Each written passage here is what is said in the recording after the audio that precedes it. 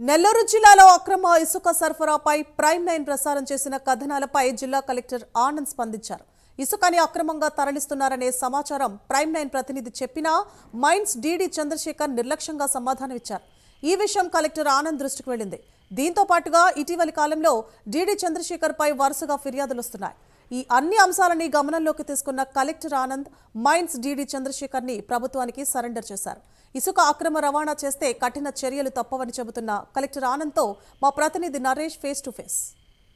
ఆత్మకూరు నియోజకవర్గ వ్యాప్తంగా ఇసుక అక్రమంగా అనేక ప్రాంతాలకు తరలి వెళ్ళిందంటూ ప్రైమ్ 9 బృందం ఇటు మైనింగ్ సంబంధించినటువంటి అధికారి వద్దకు వెళ్ళడం జరిగింది. అయితే అక్కడ అధికారి నిర్లక్ష్య వైఖరితో ప్రైమ్ 9 బృందాన్ని అవమానపరిచినటువంటి పరిస్థితిలో ఇదే విషయాన్ని నెల్లూరు జిల్లా కలెక్టర్ ఆనంద్ గారితో కూడా తీసుకెళ్లడం జరిగింది. ఆయన దృష్టికి తీసుకెళ్లడం.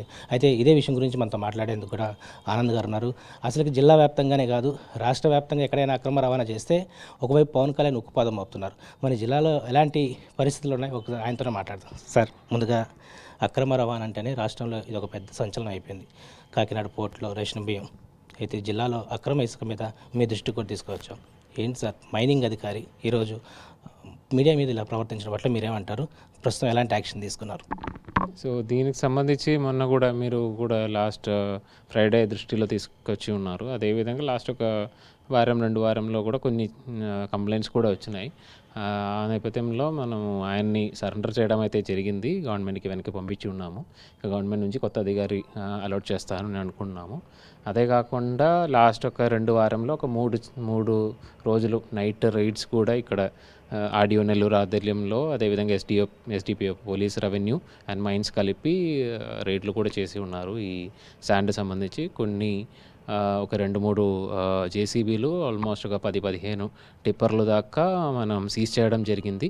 జిల్లాలో కూడా కంటిన్యూస్గా ఎక్కడైతే మనకు ఈ విధంగా ఏదైనా కంప్లైంట్స్ వచ్చినట్లయితే ఖచ్చితంగా మనం రైడ్లు అయితే మొదలు పెడతాను. నా రిక్వెస్ట్ ఏంటంటే ఎవరు కూడా ఈ నైట్ అంటే మార్నింగ్ 6 AM నుంచి 6 PM వరకు మనకు యాజ్ పర్ జియో ప్రకారము ట్రాక్టర్స్ ద్వారా ఎక్కడైతే లోకల్ బాడీస్ ఉన్నాయో లోకల్ బాడీస్ వరకు తీసుకెళ్ళడానికి అవకాశం ఉన్నాయి. అది వాడుకోండి, ఎందుకంటే అది రూల్ ప్రకారం మనకు అలౌడ్గా ఉన్నాయి. అది కాకుండా అదనంగా మన పెన్నాలో టిప్పర్స్ కానీ లేదంటే జేసీబీస్ కానీ పెట్టి ఈసీ పర్మిషన్ లేకుండా చేయడం అయితే అది తప్పు.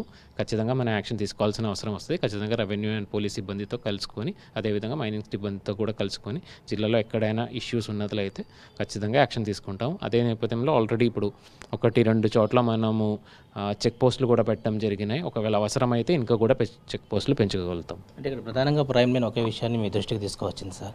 ఆత్మకూరు నియోజకవర్గంలో 4-5 ప్రాంతాల్లో ఖమ్మంపాడు, అప్పారావుపాలెం, సంఘం, అదేవిధంగా ఇరువురు ప్రాంతాల్లో భారీగా ఉదయం నుంచి రాత్రి వరకు లోడింగ్ పాయింట్లతో ఏదైతే టిప్పర్లతో చెన్నై, బెంగళూరుకు వెళ్తున్నాయి అనేది మీ దృష్టికి తీసుకువచ్చింది.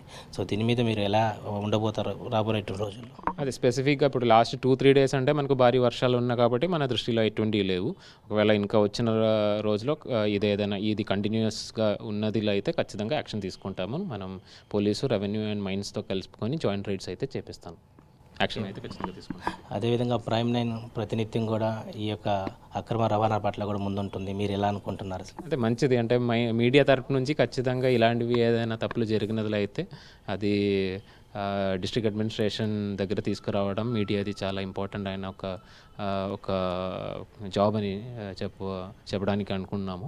సో దానికి మీరు ఖచ్చితంగా చాలా కృషి చేస్తున్నారు. చాలా సంతోషం. దానికి థ్యాంక్స్. ఇది మొత్తానికి నెల్లూరు జిల్లాలో ఎక్కడ అక్రమ రవాణా జరిగినా అక్కడ ఉక్కుపాదం మోపేందుకు నేను సిద్ధంగా ఉన్నా అంటూ జిల్లా కలెక్టర్ ఆనంద్ చెప్తున్నారు. పర్మిషన్ ఉన్న నేపథ్యంలోనే ట్రాక్టర్లు మాత్రమే అలౌడ్, టిప్పర్లు, లారీలు మాత్రం బయట తిరిగితే దానికి మైనింగ్ సంబంధించి, రెవెన్యూకి సంబంధించి జిల్లా అడ్మినిస్ట్రేషన్ తరఫున పూర్తి స్థాయిలో కూడా ఈ యొక్క ఏదైతే అరెస్టులు ఉంటాయో, చట్టపరమైన చర్యలు ఉంటాయో వాటన్నిటికి కూడా సిద్ధంగా ఉండాలంటూ కూడా ఒక మెసేజ్ అయితే ఇవ్వడం జరిగింది. ఇది ప్రస్తుతం కలెక్టర్ గారి యొక్క తాజా అప్డేట్స్. కెమెరా పర్సన్ వెంకయ్యతో నరేష్, నెల్లూరు నుంచి.